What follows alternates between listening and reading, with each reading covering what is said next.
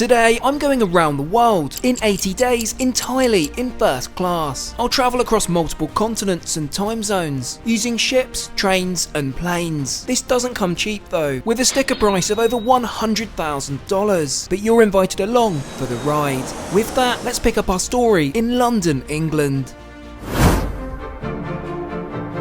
Well, hello there and welcome back to the channel where we begin our epic journey across the world. So without any more to say, let's head right over to the railway station. We'll be departing from London's historic Waterloo station on board the glamorous South Western Railways in first class.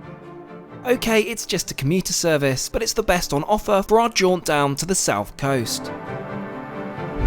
So here's the plan. To circumnavigate the world, we'll be taking 8 different luxury segments over the next 80 days. We'll start with an ocean liner, and in order to catch this, we'll need to head to Southampton, some 70 miles southwest. In fact, we're following in the ferry steps that passengers in the early 1900s would have taken on their way to a new life in America.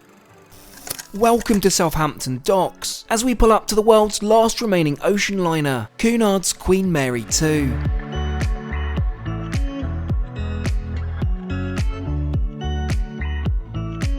First of all, we'll need to drop our luggage before we head into the QE2 cruise terminal. As we're in first class today, otherwise known as Queen's Grill, there's an expedited check-in for us. To check in, I need to provide several documents, such as insurance, visas and a credit card on file. And within moments I'm heading up to the gangway. It's at this point we get a proper up-close view of our ship, and my goodness, she's huge, at 1,132 foot, making her the largest ocean liner ever built. It's time to swipe in with our freshly minted cruise passes, as we step into the elegant and expansive grand lobby. We'll return later to explore of course, but for now let's head to our stateroom located all the way up on deck 9. In order to reach this, let's take one of the 22 passenger elevators.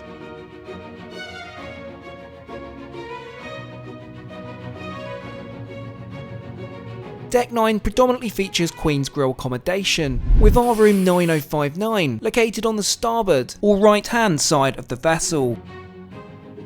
Welcome on board, and of course welcome back to the channel, Mum, who's joining me on the first leg of this adventure. I'm very excited. Crossing the Atlantic, wow.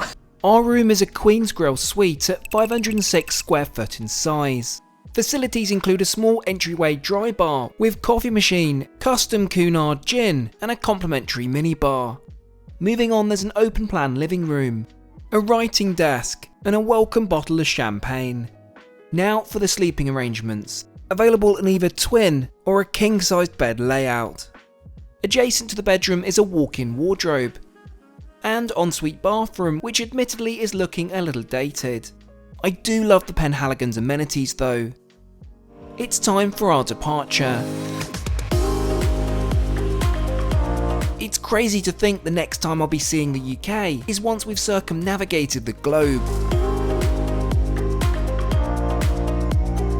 However, the Queen Mary 2 will only take us part of the journey, over the next 3,500 miles to New York City. With the sun setting, it's time for our first gala dinner, and Cunard have a dress code for evenings on board. Therefore, I think a dinner jacket is appropriate.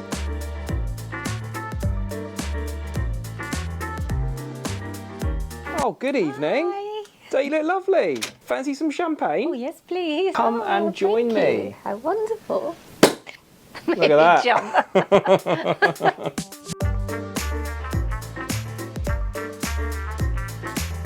Shall we proceed to the night's festivities?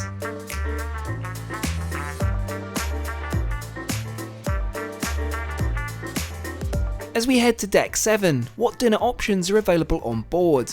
Entry level is Britannia, where you can dine in perhaps the most beautiful main dining room of any ship I've ever been on.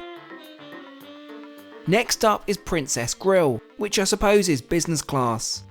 Lastly is our dining room, the Queen's Grill, and indeed first class. Let's take a seat and see what it's really like.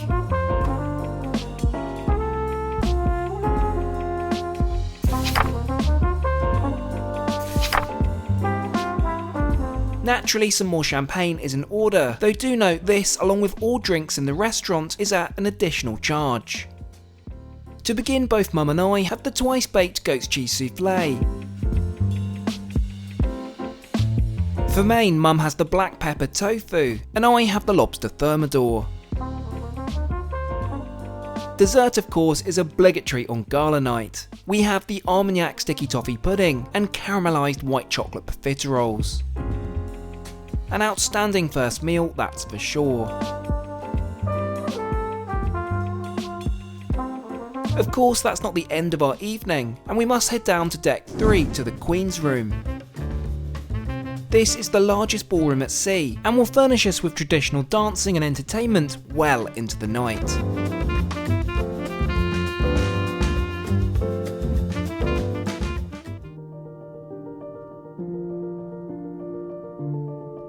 As for now, I make it bedtime. Catch you all in the morning.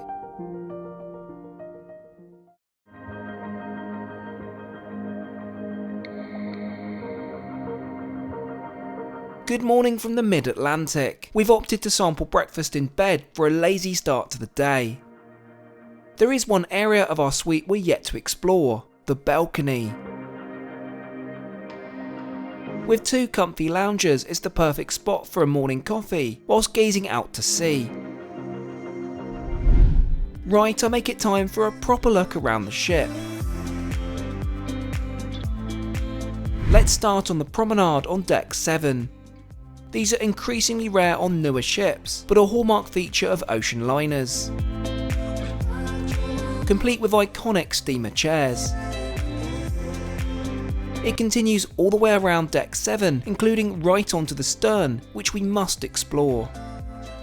Those are indeed spare propeller blades for the propulsion system, and affectionately named the Commodore's cufflinks. I'm also keen to check out the upper outside decks, because this ship has a facility unlike any other on the water, kennels. Animals are no strangers to Cunard's vessels, dating back to the 1800s, and they've transported quite the menagerie of creatures, though today you can only take cats or dogs. We've timed our visit perfectly to coincide with the doggos getting some exercise.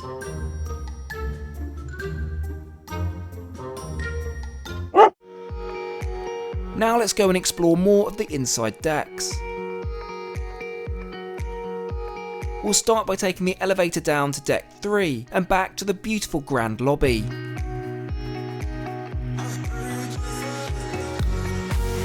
This space also plays host to a champagne bar and a small collection of boutiques offering duty-free purchases. Time to head down the central staircase and in turn to deck 2. You'll notice the meticulous attention to detail of these art-adorned corridors leading to a British icon. That's right, they have a British pub on board, serving fish and chips and pints of lager throughout the day. Talking of food, we've got something quite special organised for our next meal, though it does involve throwing on something a little smarter. Of course, we're back in the Queen's Room for afternoon tea.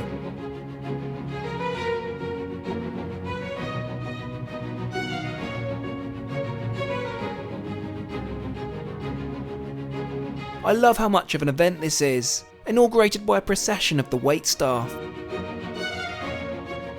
Naturally, I'll start with a tea, as finger sandwiches are served. The highlight here is what's coming next, scones. Oh, and some cakes of course. I caused quite the debate last time, but are you Devon or Cornwall in your cream tea approach?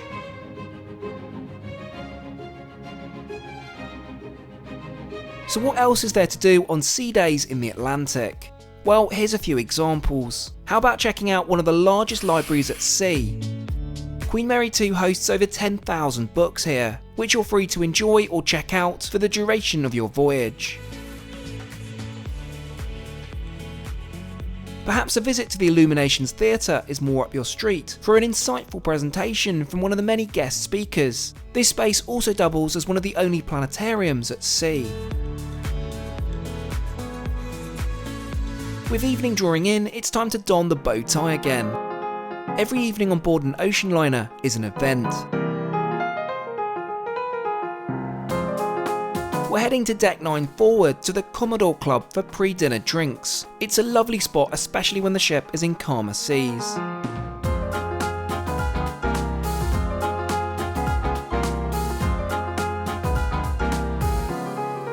Unfortunately, as with a Queen's Grill restaurant, this is at a surcharge.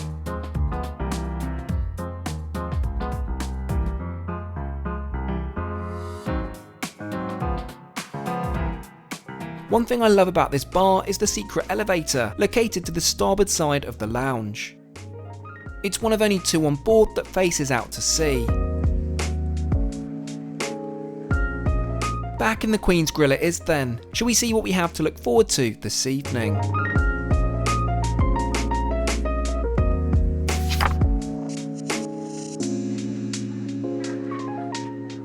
Mum starts off with the roasted peppers, and I the vegetable spring rolls.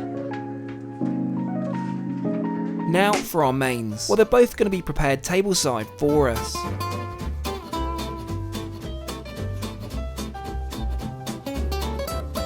So Mum has an off-menu pasta arrabbiata, whilst I have to go for the roast duck. What a spectacular meal. But it's not quite over yet. Perhaps some foreshadowing to an upcoming destination. Post dinner we have a performance scheduled at the Royal Court Theatre on Deck 3.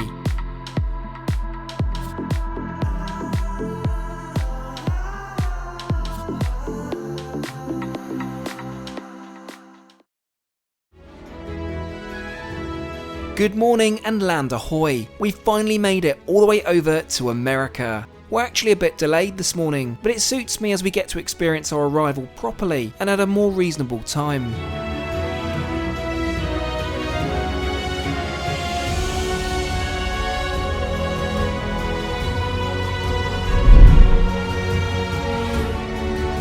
This sadly also means it's time to depart the Queen Mary too, but we still have a lot of distance to cover around the world.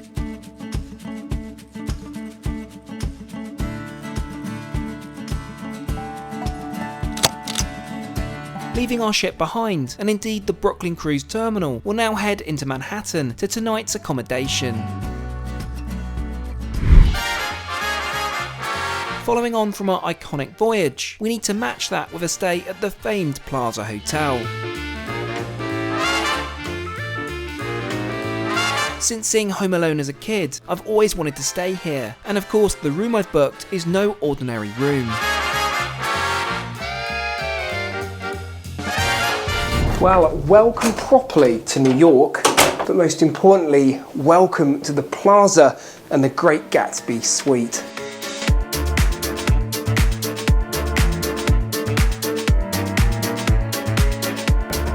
Who could that be? Hi. Oh, hey, Mum, you right? Really looking forward to our evening, but I have a big surprise. What? Look who's here.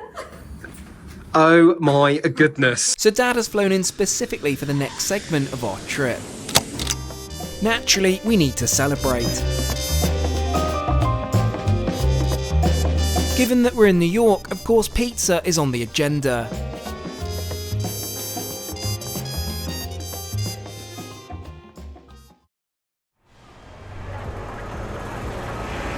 This morning I may have booked something a little adventurous for me and Dad.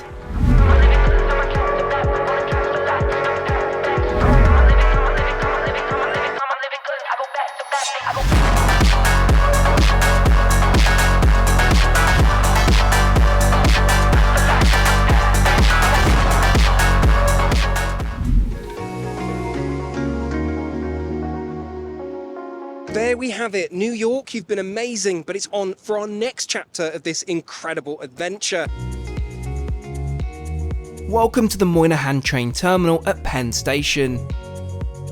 This of course means that Amtrak is on the agenda.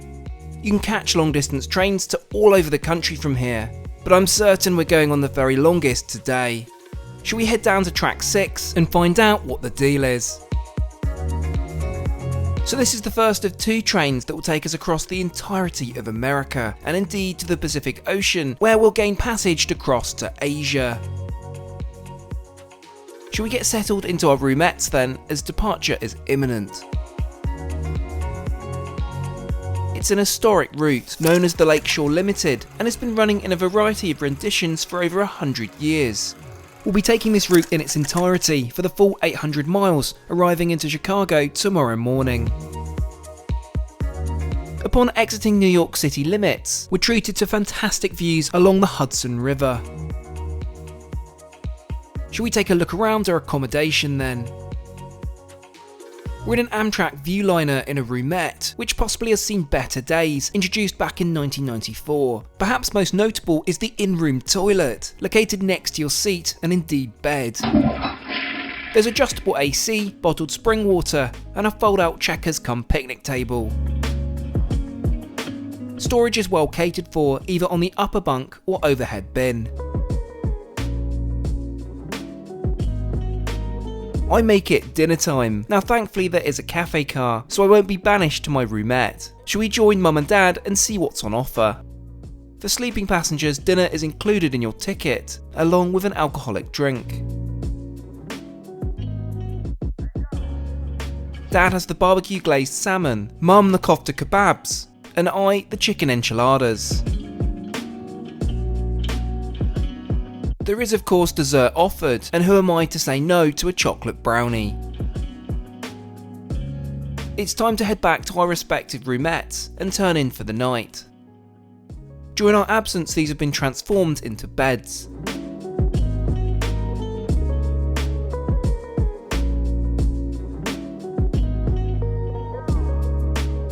Naturally, I'll change into my NASA and Emirates PJs, brush my teeth in the pop-out sink, and hop into bed. Night all.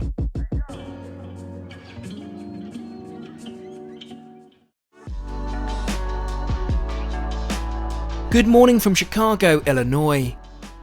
We have a short layover here of just a few hours, but instead of utilising the lounge facilities at Union Station, I want to do some exploring, seeing as it's a sunny morning.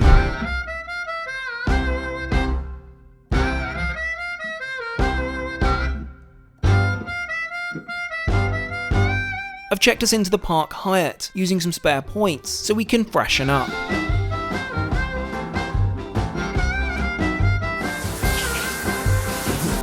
Next, a caffeine hit is in order, followed by a personal favourite, a Chicago deep pan pizza. And just like that, we're back at the station.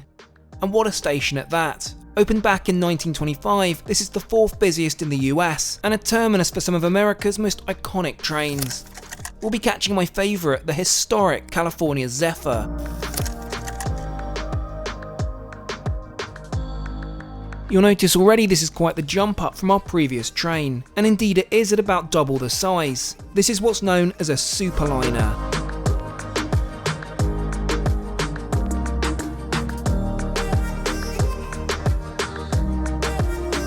So where exactly are we going now? Well, we'll be taking the full route of the Zephyr all the way to San Francisco. As we leave the city of Chicago behind, shall we take a proper look around our bedroom? There are 5 in this very carriage, and we have 2 of them right next to each other, which creates a rather unique setup. It's around double the size of last night's roomette, and ample seating for 3 to 4 people. In addition, there's AC controls, a small closet space, and a sink in the corner. There's also a proper ensuite bathroom, which we'll check out in just a minute. The real party trick though is the sliding door, revealing mum and dad's adjoining suite, which is in an identical layout. Back to our journey, we're about to pass over the Mississippi River, and with it our next state of Iowa. As we glide through the city of Burlington, the tannoy rings out, dinner is being served. This is the famed Amtrak traditional dining car, with 18 booths on the top deck, and kitchen facilities below. It's nicer than the cafe car from last night, though bear in mind if you travel in a 2 or solo, you will likely share with others, so be prepared to make some new friends. As with last night, there's an inclusive alcoholic drink, which we all gladly accept as our mains are served. Mum opts for the pasta, Dad the salmon, and I, well, the steak of course. For dessert, we all choose the indulgent white chocolate cheesecake, which is divine. With the sun beginning to set, I make it time to turn in for the night. In our absence, our room attendant has transformed both of our rooms, and despite being a little basic, looks most inviting after another busy day of travel.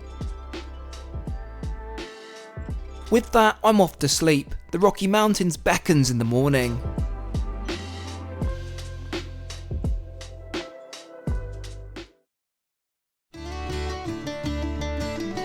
During the night we've made solid progress, and despite its reputation, Amtrak has got us to Denver and indeed our next state of Colorado on time. This is a refueling stop, so we have little over an hour to get off and stretch our legs, which is most welcome. As much as I'd love to explore more of the city, we'll be restricted just to Union Station, which in itself is beautifully maintained, thanks to a recent renovation.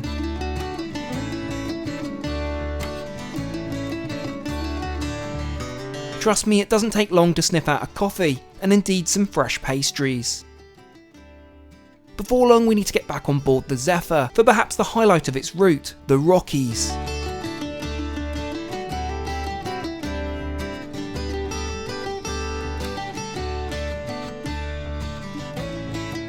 To truly appreciate the scenery, I'd recommend visiting the dedicated observation car. It's got to be my favourite carriage, and I'm certainly not alone in that sentiment, as it's totally packed. But if you're lucky, you can score a decent seat.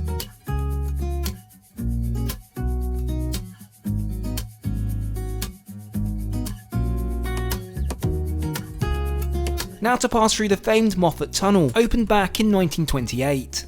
This cuts through the Continental Divide, spitting us out in Windsor Park, a popular alpine ski resort. We're notified it's our sitting for lunch. What wonders do we have in store?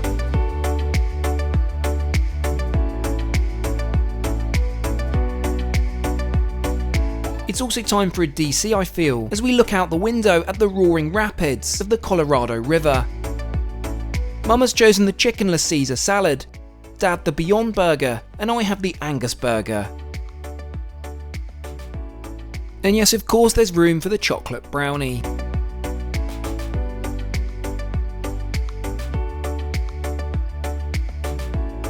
With lunch out of the way, Mum and I go in search of coffee. I'm aware there's a facility in each carriage, and sure enough, an urn greets us to the centre of our sleeper car.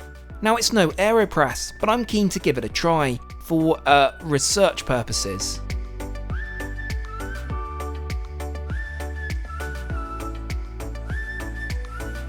We continue to wind our way through the Rockies, and we eventually make it to our next fresh air stop of Glenwood Springs. We have just 5 minutes here to stretch our legs, but enough time for a snapshot of local life. Aside from the various outdoor pursuits many partake while staying here, it's most popular of course with the geothermal hot springs, where it gets its name.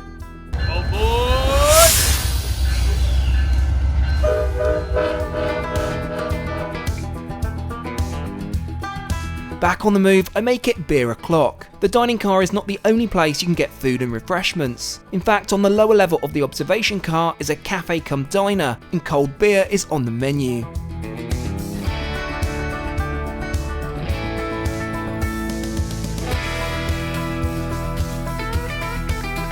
Mum has managed to secure us a booth, so let's settle down and watch the world go by as we glide into the next state of Utah.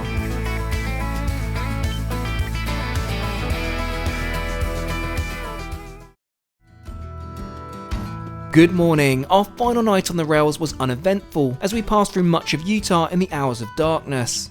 Now it's time to try out the shower facilities in our ensuite bathroom. It's fair to say it's pretty compact. We've just entered the city limits of somewhere I've only ever passed through by train. I really do need to change that.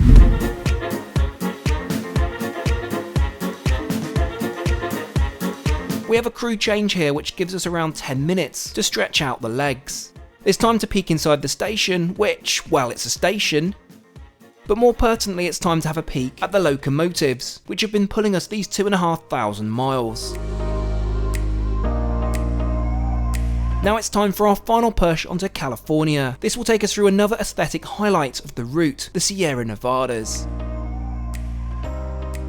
I thought we'd take a quick look at economy, or should I say coach, located to the rear of the train. Each of these carriages can accommodate around 70 passengers in a 2-2 configuration. They're comfy too, comparable to domestic business class, with ample legroom, an airline style pop-out tray table, and power supply.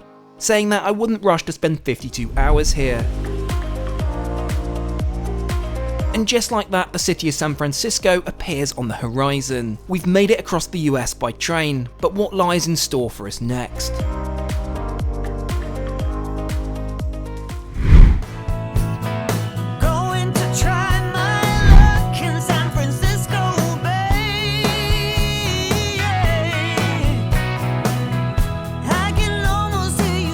Mum and I have made it all the way here without flying from London, which is quite frankly mad, isn't it? It's crazy.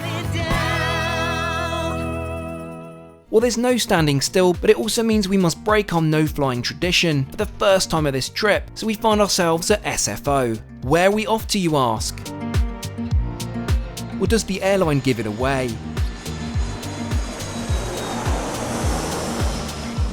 So now we're airborne, where exactly are we going?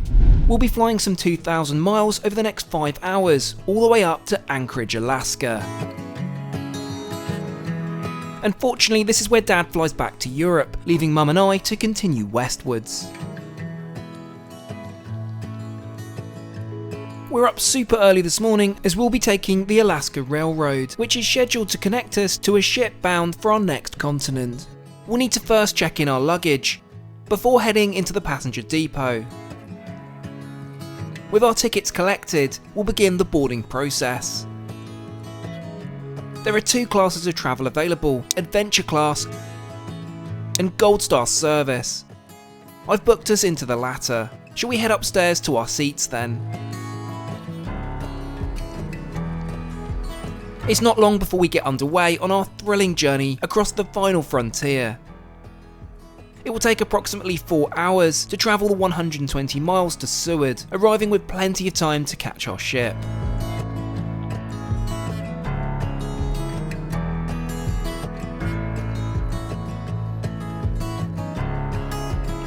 We're notified breakfast is being served in the restaurant on the lower floor. This is an inclusive offering for Gold Star Service.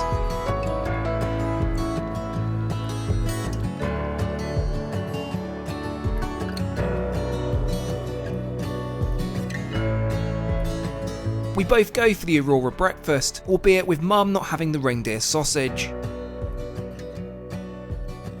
After breakfast, I'm keen to try the outdoor observation deck, which offers the ability to be a little more immersed in the Alaskan elements.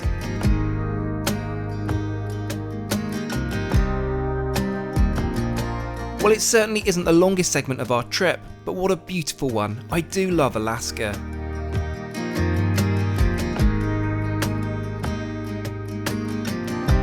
I'm very happy to welcome you to Seward, and this is the furthest south that the railroad goes. But of course, when the railroad ends, we must pick up by sea. And you can see over here, we've got a couple of cruise ships, and our one, the Silver Whisper, is going to be taking us all the way over to the next continent. In fact, it's going to be taking us over to Asia. But first we must drop our bags off before heading into the cruise terminal. This is actually operated by the railroad. You see how both are so intrinsically linked. We're directed over to the pop-up Silverseat check-in, where a few formalities are needed in order for them to issue my sea pass. The process is swift, and within moments we're passing through security and over to the gangway. I say gangway, you board directly from the dock where the ship is currently being refueled. It's now we get the first opportunity to take an up-close glance at our new home, the Silver Whisper. Standing at 610 foot in length, she's roughly half the size of the Queen Mary 2 and significantly smaller in passenger capacity, with room for just 388. This is what you'd class as an ultra-luxury cruise ship. Let's go and see what it's like then. We'll need to head up to Deck 6, where our suite is located. Naturally, I've not exactly gone for the entry-level offering. Welcome to the Royal Suite, which is frankly palatial in size. Facilities wise, there's a dining table set for 4, comfortable lounge area with a welcome rosé champagne. There's a writing desk and bar area, complete with complimentary bottles of spirit and an illy espresso machine. Walking through, we're met with the bedroom, set up in a twin layout, though these do convert to a king-size bed if required. Not forgetting the spacious walk-in wardrobe, and of course marble-adorned bathroom, featuring jacuzzi tub and Bulgari amenities. Amongst a flurry of activity dockside, we begin to depart from Seward. But where exactly are we going? Our first segment will take us 1,000 miles westwards to one of the most remote parts of the USA, Dutch Harbour in the Aleutian Islands. As we begin to leave mainland Alaska behind, it's time for our first formal dinner on board. Like Cunard, Silversea does keep things pretty smart in the evenings, and as of course I have my dinner jacket packed, why not? Our dining reservation is on deck 7, so let's head on up and see what the food is like on board an ultra-luxury cruise line. I've booked us into Le Dame, which is the ship's French specialty restaurant. Food is all-inclusive on board, however this is the only venue with a $60 surcharge.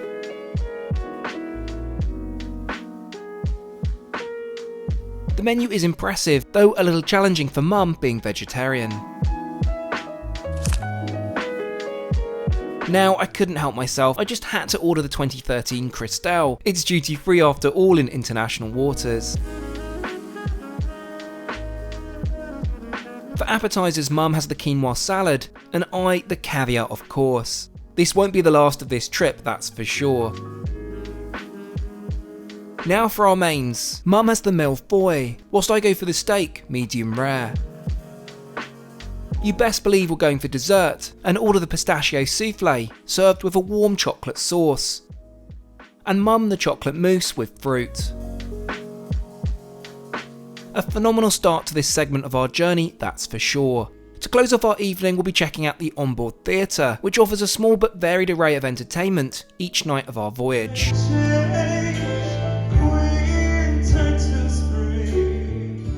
It's time we head back for some sleep. Tomorrow we'll be arriving into Dutch Harbour.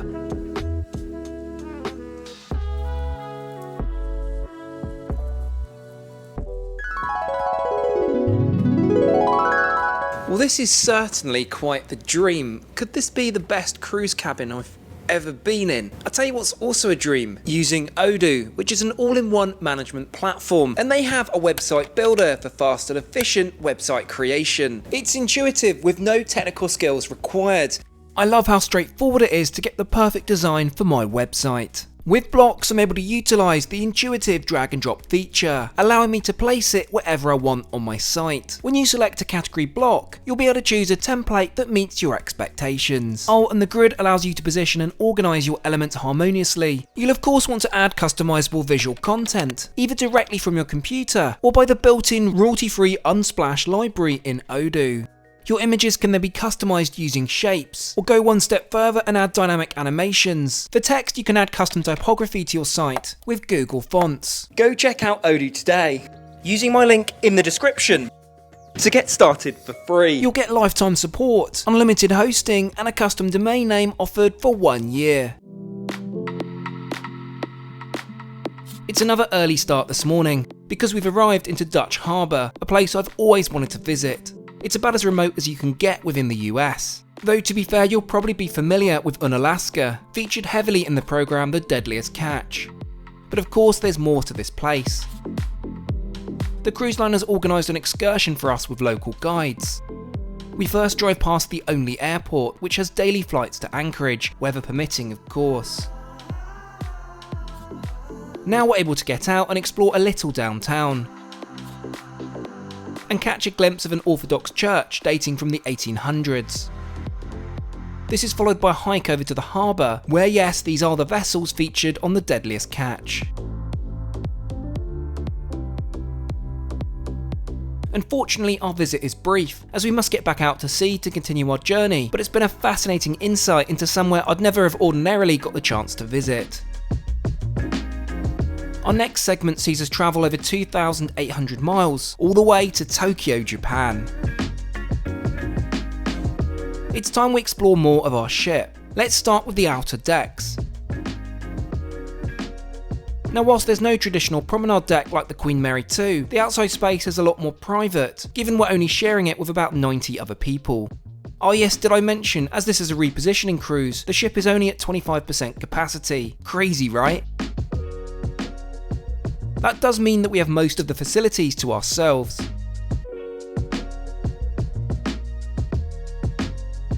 Heading back inside to the warmth, I think we'll grab a coffee in the observation lounge on deck 10. This is a wonderful space to while away days at sea, over a good book and a caffeine hit.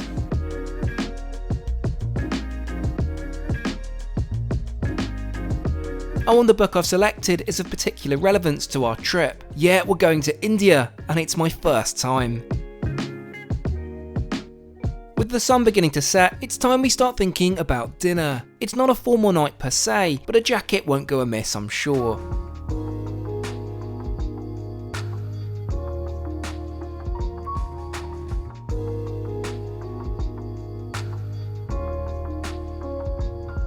Shall we check out the bar facility for some pre-dinner drinks? I'm sure it would be a more lively space should the ship be busier, but hey, there's some live music and an open bar, so I can't complain. Our drinks have arrived. I've gone for a Negroni, whereas Mum's gone for a champagne. We're taking dinner this evening in the ship's Italian restaurant on deck 7. We're promptly shown over to a table by the window, not that we have a shortage of choice.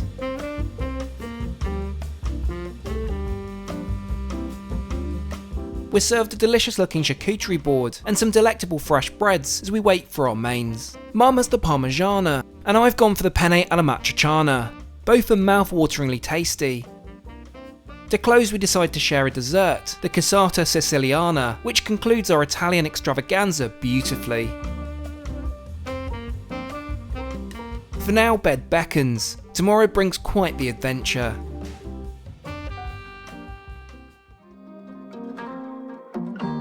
Morning all, shall we start proceedings with a caffeine hit?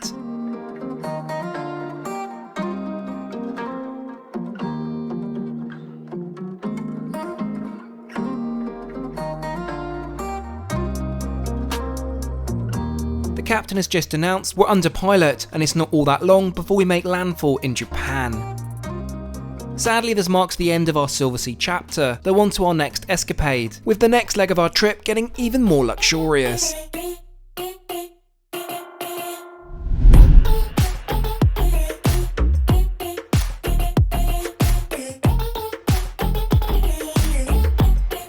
Unfortunately, Mum is flying back to the UK. I'll be continuing the next leg solo. Let's grab the metro across town in search of dinner.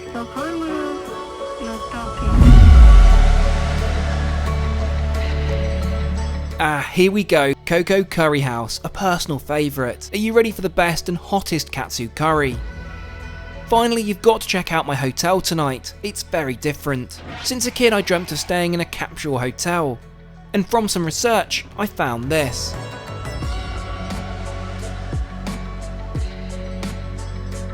Here's my pod 329. Let's settle in and get some rest. We'll be flying in the morning.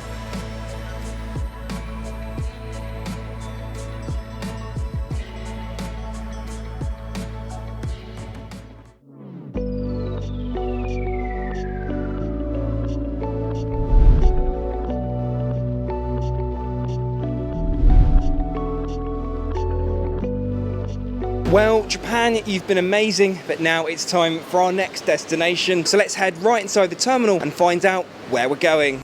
Now I need to locate check-in A for Singapore Airlines. That probably gives the game away about where we're heading, but hey. After dropping my bag and receiving a boarding pass, an airline employee escorts me over to security.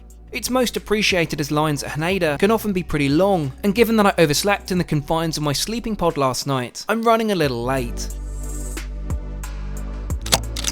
Thanks to being so speedy through security though, we actually have a few minutes to take a peek at the duty-free shops. Anyway, bananas aside, it's time to board our aircraft. Without further ado, let's swipe that boarding pass and board this plane.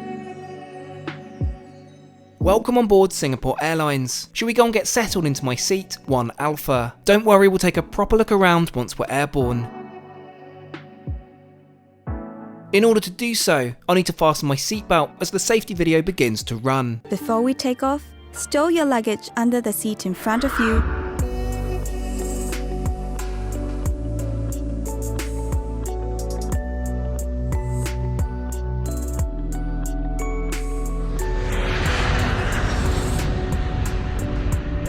As you'll have guessed by now, we're flying over to Singapore, which will take approximately 7.5 hours.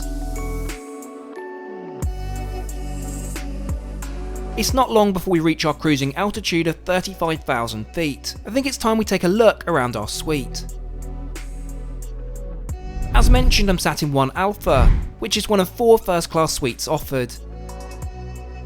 It may be a little dated, but the sheer amount of space in this suite is profound. There's a 24-inch touchscreen IFE, AC power outlet, and a convenient storage closet right at your seat. To your right are the seat's bed controls, along with a reading light. Anyway, shall we take a look at the menu? It's not the most extensive for first class, but that's because of their huge pre-ordering menu called Book the Cook. Priorities first though. They serve a great selection of champagne, but Krug is my preferred option, even at 11 AM.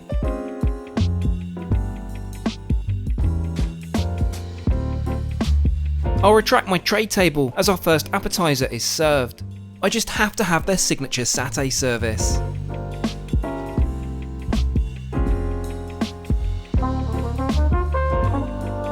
Now for caviar.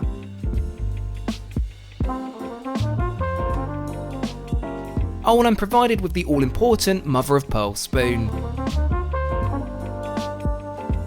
For main, I've chosen off the Book the Cook menu, of course, the Wagyu steak.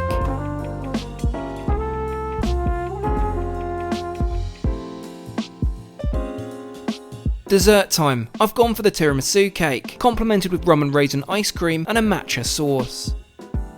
All in all, a fab meal. Not sure what we can call it. Perhaps brunch? Appropriately caffeinated, let's take a look at the provided amenities and of course the lavatory. There are 2 of these for 4 passengers in first, so you're unlikely to queue for the loo. It's of average size, though kept meticulously clean. There are provided dental kits, razors, and Lalique cosmetics. Talking of which, here's my provided PJs, an amenity kit to take home. In my absence, the lovely flight crew have turned my seat down into a bed. Let's boot my not Tims off and get in. Now, I have no intention of sleeping in an effort to mitigate jet lag, but fancy a post-food movie.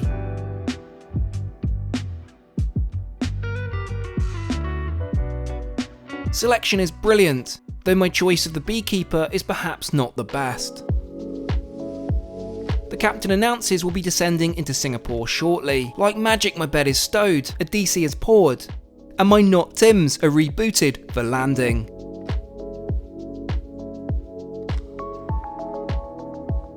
Welcome to Singapore. We've arrived on time and I'm particularly excited as we have some epic plans coming up. First of all, let's clear immigration and hop into my pre-arranged taxi. Around a 20-minute transfer from the airport is our hotel. Yes, I'm booked into Raffles. Open for well over a century and labelled for as long as one of the world's best properties. A stay here is not cheap, with rates north of $1,000 a night, but when in Rome and all that. In terms of room, I've booked a stateroom suite in one of the most historic wings. It's also not exactly small at over 700 square foot in space, featuring a beautifully appointed marble bathroom.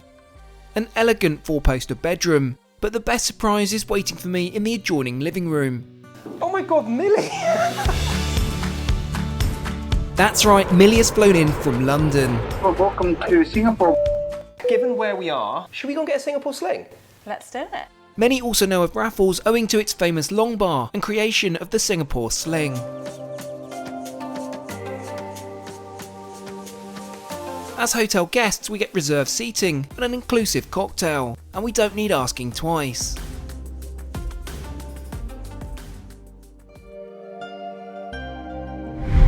We have just a couple of hours this morning to wander the gardens by the bay, as Millie hasn't been here before.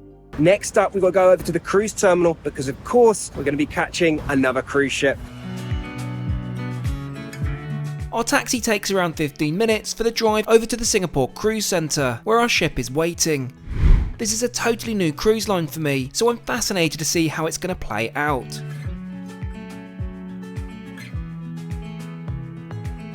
Check-in is deserted, which is a relief as the paperwork for this cruise is somewhat complex due to our itinerary. Nevertheless, it's processed promptly, and we're invited to head over to the gangway. A brief security check later, and we're met with our ship, the Oceania Riviera. She's not a small ship, coming in at 285 foot in length, or about 2/3 the size of the Queen Mary 2. To gain access to our new home, we must swipe in with our freshly minted sea passes. Welcome to the main atrium, which is particularly grand, adorned in marble and Lalique glass. But priorities, let's get in the elevator and head up to our stateroom.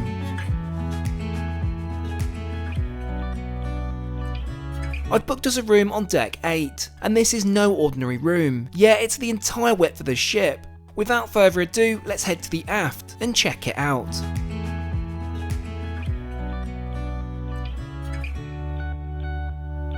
Welcome to the owner's suite. A little bit lost for words. Should we go take a look around? Yes, absolutely, Millie. The owner's suite is positively huge, sitting at near on 2,000 square foot in size. Co-designed by Ralph Lauren Home, this is more of an apartment than a cruise cabin.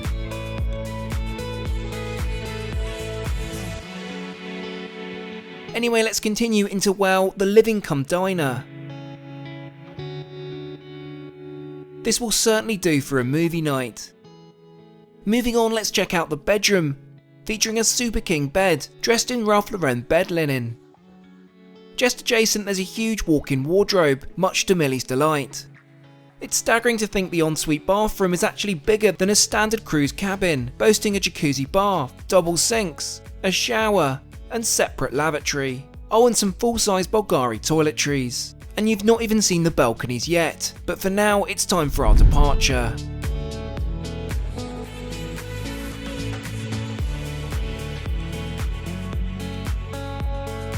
As we glide out of Singapore, where exactly are we going? For the first segment, we'll journey some 2,700 miles, all the way to Mumbai, India. Now we're at sea, should we start thinking about dinner? Given the luxurious nature of this ship, I think I need to put something a little smarter on.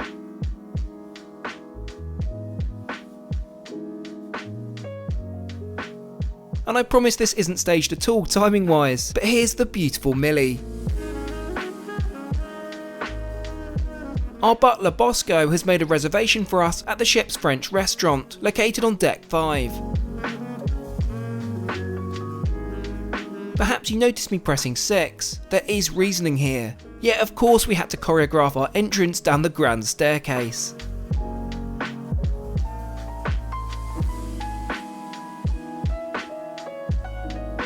Here we go then, Jack's. This is a specialty restaurant, but these are inclusive on board, and being in the owner's suite, we get to enjoy this whenever we want, otherwise there's a booking limit. Being a French restaurant, everything in the menu is written in French. It's good preparation though, as we'll be in Paris later on this trip. Drinks wise, these are at an additional cost, which we find most disappointing, so I guess we'll just have to embrace it with this bottle of Moet. To begin, Millie has the molten goat's cheese souffle, and I have the wedge salad with blue cheese and shallots. For main, we both go for the lobster thermidor, served with rice, mushroom sauce and crispy parmesan. Naturally, there's always room for dessert, and what I especially appreciate is in addition to the menu, you can physically select your dessert preference from a trolley. But both being chocoholics, there's no compromise when it comes to the chocolate mousse.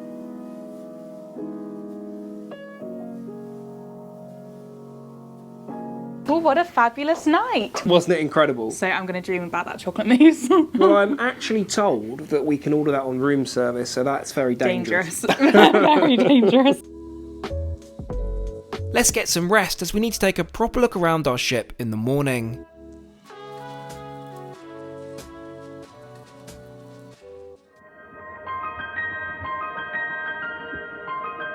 Good morning. Priorities are most certainly coffee.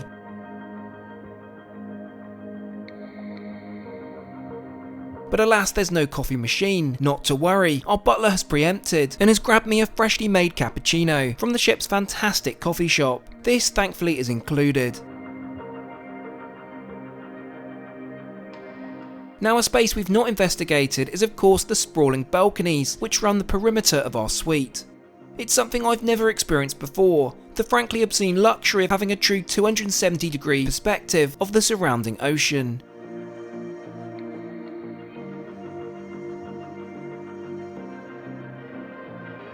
Okay then, let's go and explore our ship. We'll start with the outer decks.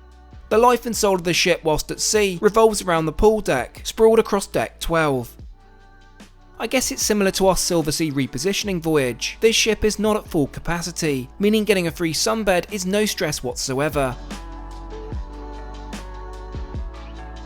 Next up, shall we investigate the highest passenger deck, deck 16.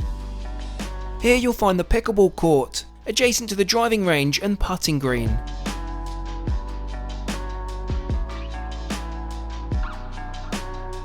Not sure about you, but I'm pretty hungry. Let's make haste to deck 6, and in turn the grand dining room.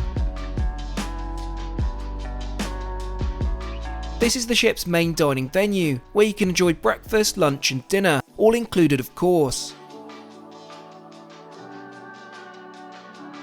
The menu, like many cruise lines, has two parts. Half is fixed and the other half changes daily. Today, funnily enough, seems to be the flavour of England. One refreshing DC later, and you can tell I've not gone for the flavour of England. However, for main, Millie brings one back for the team, with roast beef and chips. Meanwhile, I've gone for something lighter for once. Remember, I'm at about day 50 of travel by now. Post-lunch, we're invited on a special tour of the kitchens by the head chef. I always find these fascinating, as this really is the only time you get to see behind the scenes of these cruise ship operations, albeit somewhat choreographed. We also get the opportunity to explore the storerooms, which must be quite the challenge to manage with these extended sea days. One of the perks to our suite is getting unlimited access to a special sun deck located in the spa facility, and access is granted by the swipe of our sea pass. Now, it's not like there was ever an issue getting a sunbed by the main pool deck, but this is certainly a nice touch for suite guests. The highlight here of course is one massive jacuzzi spa, which is not far off a proper pool.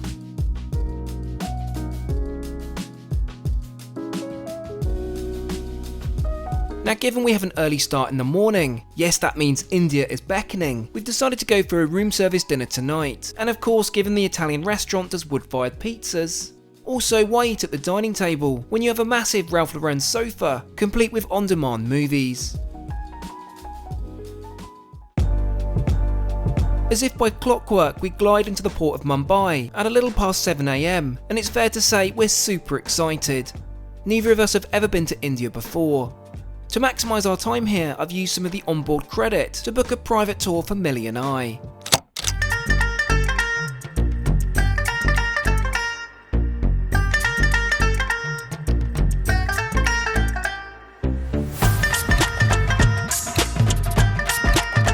We have quite the tight schedule to see as much as possible.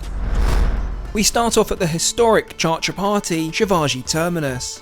This was designed by British engineer Frederick William Stevens back in 1878 and has been compared to St Pancras railway station in London. Yes, we will be going there. Today the station is one of the busiest in India, serving as a terminal for long distance trains all over the country. Next we stop at Mahatma Gandhi's political headquarters between 1917 and 1934.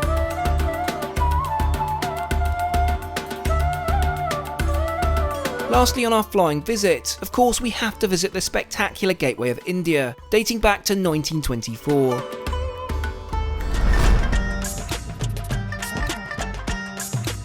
By no means giving this wonderful country justice, and I will be returning next year to try the Maharajas Express. In our absence, our butler has run a welcoming bath for our return. What a lovely touch.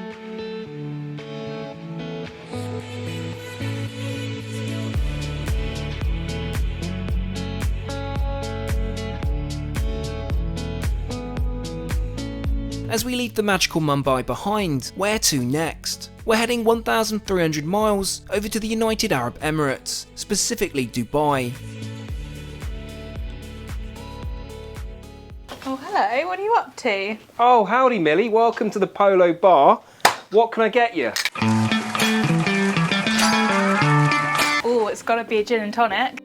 I guess it's time we work our way through our inclusive bar. As I mentioned, drinks throughout the rest of the ship are at an additional cost, and it's any excuse to bring back the Trek Trendy bar segment.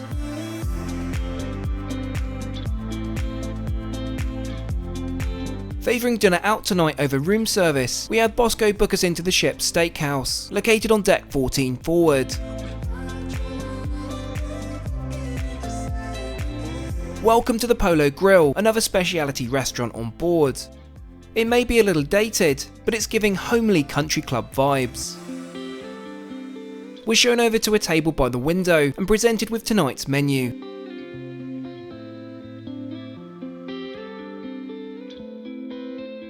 Naturally, steak is very much on the agenda, though we'll start proceedings with some soup. Millie chooses the bean and chorizo, and I the baked onion. Now for the all-important steak. Millie has the ribeye cooked rare, and you've guessed it, I have the filet mignon. This is served with chips, lobster mac and cheese, and creamed spinach. A satisfying and indulgent dinner, that's for sure. And to conclude our evening, we're invited to enjoy a show in the ship's theatre down on deck 5.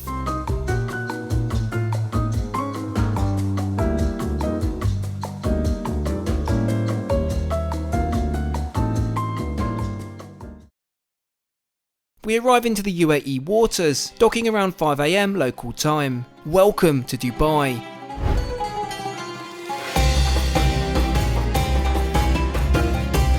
Arrival is smooth with an expedited disembarkation for suite guests. And within no time at all, we're ready to pass through immigration. Now for a 30-minute drive over to our hotel. And where, you ask? Well, let me show you. This is the Burj Al Arab, which claims to be the world's only 7-star hotel, and it's as much an architectural marvel as an opulent extravagance. We're greeted and shown over to the hotel lobby. Well, this is really something else. A prompt and expensive swipe of my credit card later, and we're directed over to the escalator. This place is like, well, I should rephrase, it is an Arabian palace.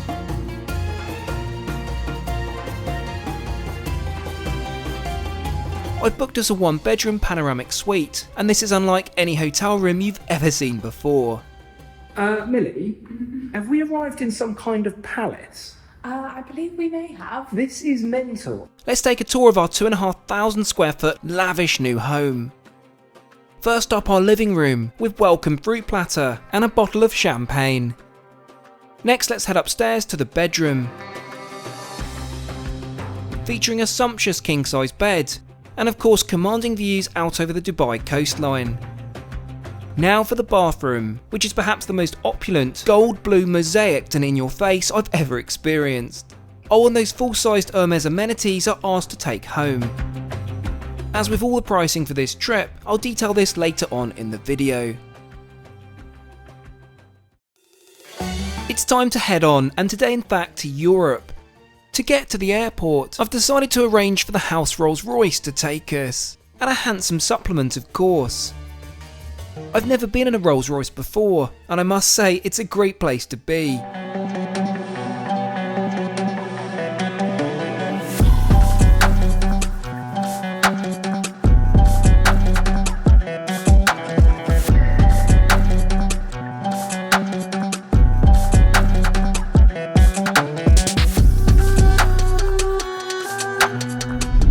I mean, it was bound to happen sooner or later, introducing Emirates back to the channel. Check-in as usual is a breeze. And within moments we're heading over to passport control and security.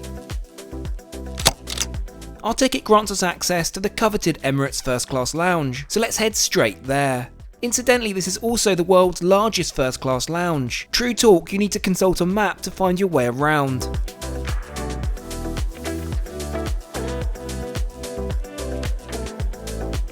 Whilst we eat on the plane, I thought it prudent to pay a brief visit to the restaurant. Rather than a traditional menu, Emirates uses these QR codes in their lounges. Naturally, the fresh pastry basket has tempted us, which I'll enjoy alongside a freshly pulled cappuccino. It's time to board, and usefully this happens directly from the lounge.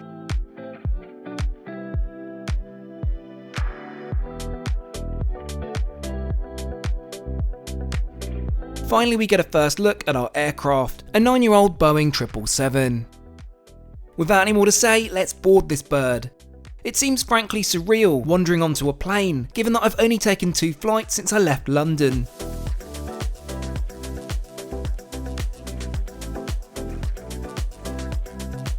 Millie is sitting just behind me in 2 kilo.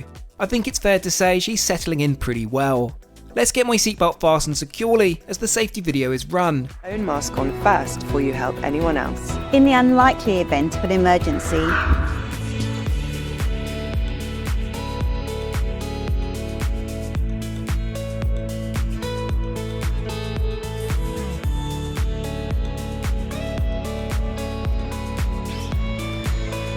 So where exactly are we going? We'll fly for the next 2,500 miles, some 5 hours over to Budapest in Hungary. As we've reached our cruising altitude, let's get my seatbelt off and take a look around our cabin. Our aforementioned Boeing 777 has space for 354 passengers. In first there are 8 suites, with Millie and I in 2 and 1K respectively. Oh, and did I mention we have the entire cabin to ourselves. Let's focus initially on my suite 1 kilo, which is a lovely place to be at 35,000 feet. Aside from the 32-inch IFE screen, there's a vanity mirror with designer amenities, a writing kit, personal minibar, and most importantly an incredibly comfortable leather seat. Millie has suggested we change into our provided PJs, and I don't need to be asked twice. There are 2 bathrooms located to the front of the cabin, meaning we each have our own.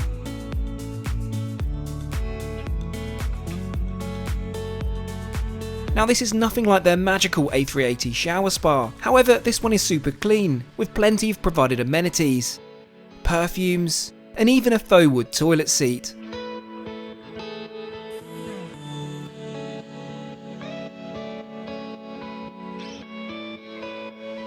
Given we skipped a substantial breakfast, let's take a look at the leather-bound in-flight dining menu. As with many first-class products, Emirates operates a dine-on-demand concept, meaning we can eat at any time. Let's kick things off with a vintage 2013 Dom Perignon. This is served with some black and green Kalamata olives. Now as we have the entire cabin to ourselves, it makes no sense to eat individually in our suites, so let's head to the middle and dine together.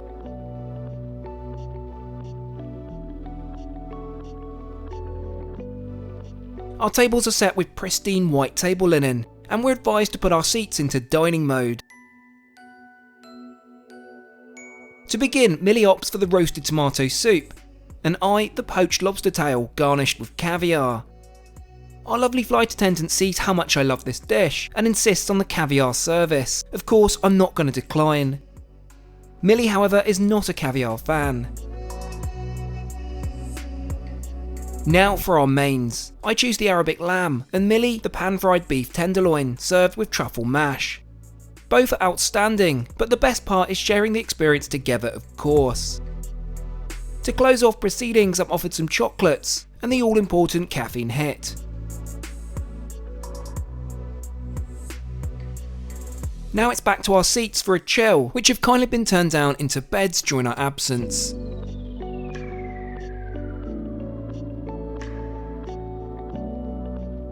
Not that we'll be sleeping on today's flight, but rather it's movie time, complete with popcorn.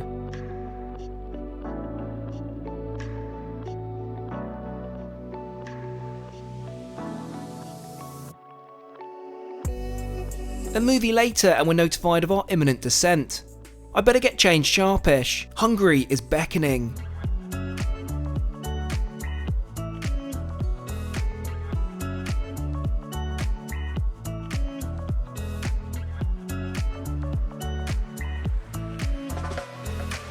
Welcome to Budapest. It's a place Millie and I have been previously and absolutely loved, so we're stoked to be back.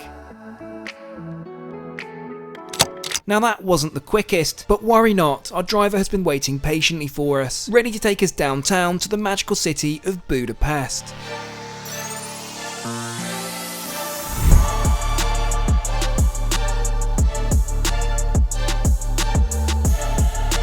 I've booked us into the Four Seasons Gresham Palace, right on the Danube. It's a beautiful historic hotel, and it's a real shame we're only here for one night.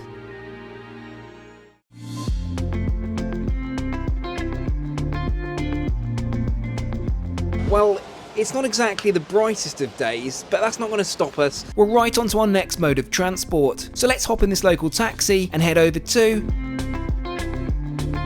the train station. Check-in is dealt efficiently in a grand hall just adjacent to the station. Have you guessed what train it is yet? Of course we have to feature the legendary Orient Express on this round-the-world endeavour. Dating from 1883, this iconic train has been running across Europe in various renditions, transporting its passengers in traditional Belgian-made sleeper cars. I've managed to find an itinerary which leaves Budapest to line up with our travels. Needless to say, we're both bursting with excitement, and we'll be trying out their new suites to boot.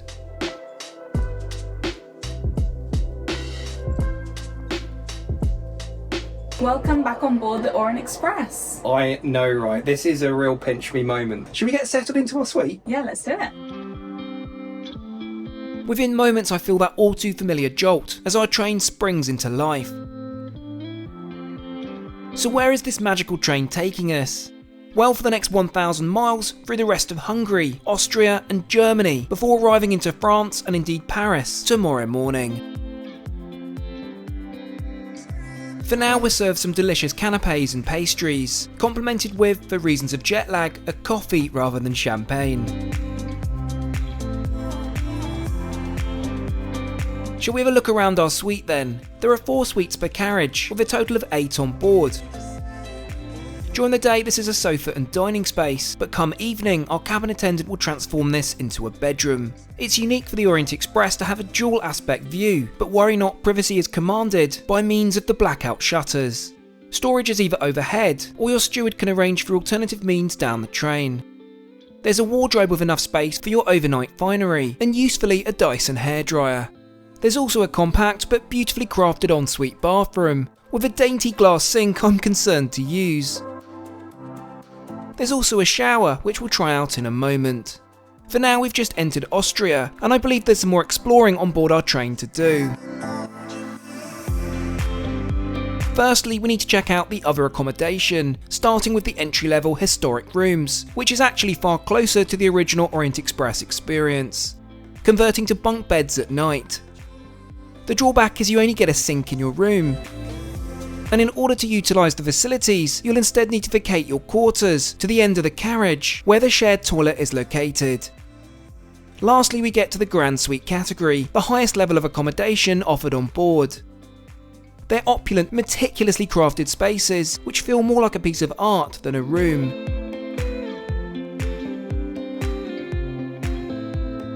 Finally, we get to the 3674 carriage, which is the bar car, and perhaps the most beautiful space on board. Here you'll be able to meet fellow passengers, whilst enjoying the gentle keystrokes of the Baby Grand, savouring a delicious handcrafted cocktail.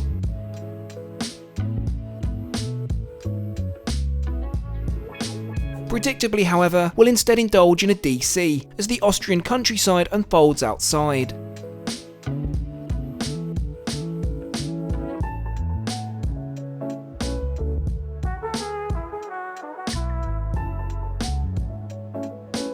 Back in our suite, I want to show you my favourite feature, the fully opening windows, where, if you're careful, you can enjoy a torrent of fresh alpine air. It's like being in a dream or a movie being on board this train, but now we need to start thinking about dinner. Dinner is a super special affair on board, and we need to dress appropriately. Thankfully, as you may remember from earlier in the video, of course I have my tux with me, so I think we need to get that on and head to dinner.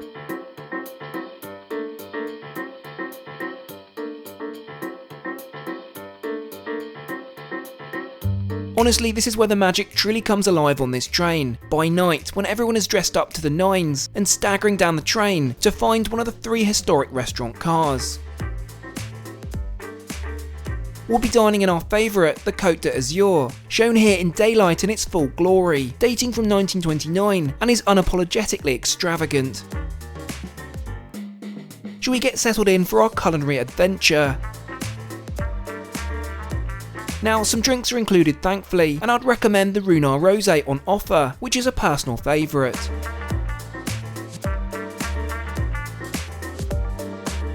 How about our menu then? I think we'll forgo the $800 caviar and straight into the set menu.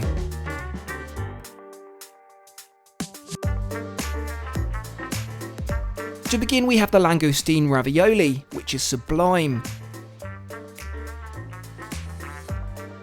Another glass of Runar later, and we're served the duck, accompanied by some live music. I'm the Sheikh of Araby.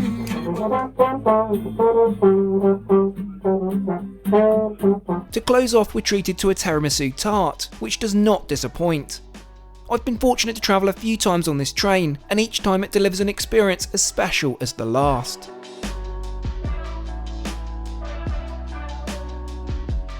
We arrive back to our suite, which is beautifully turned down for slumber. To me, it's the small touches like a handwritten note from our phenomenal stewards. A special thanks to Ellie, Jeremy and Stefano.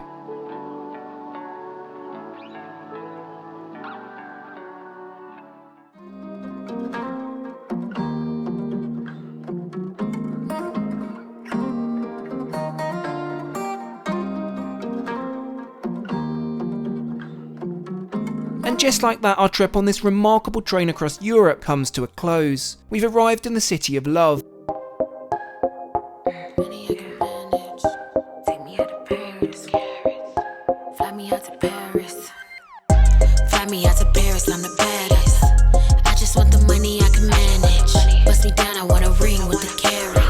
So accommodation wise, the brief I gave myself, a view of the Eiffel Tower.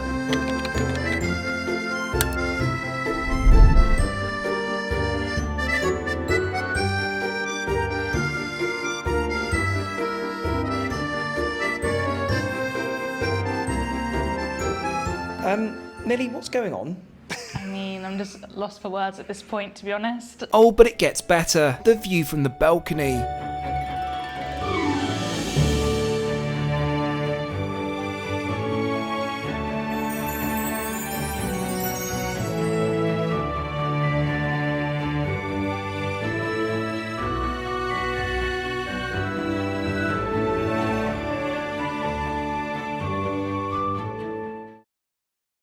Well, Paris well and truly surpassed expectations, but we're on our final day of the trip, and the home stretch. Welcome to Gare du Nord, where we'll be catching the Eurostar. We're booked into first class, which grants us fast track as far as passport control. Here we are then, our high-speed train which will take us to our final country of the trip. Something a little surreal seems to have happened too, whereby we have the entire carriage to ourselves, so we're able to sit where we please.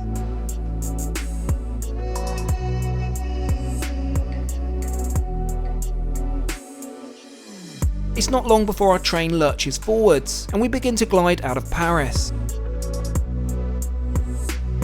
Our journey this afternoon will take us to France's northernmost coastline, and under the English Channel, arriving into London in just over 2 hours. So we're sat in coach 1, with 40 business premier seats, and as we're here on our own, we've chosen the table of 4, but other options are a solo or double window seat. There is food and beverage service offered today. We choose the beef short rib and mashed potatoes. It's at this point we enter the Channel Tunnel, or otherwise known as the Chunnel. This will take us under the English Channel in about 30 minutes.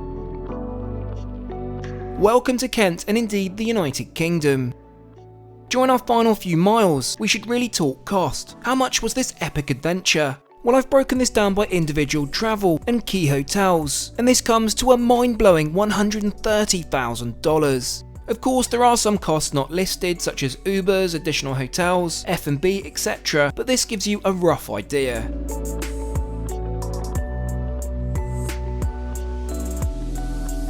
Welcome to London, and there we have it, 80 days around the world. Thanks so much for watching. Catch you all again next time.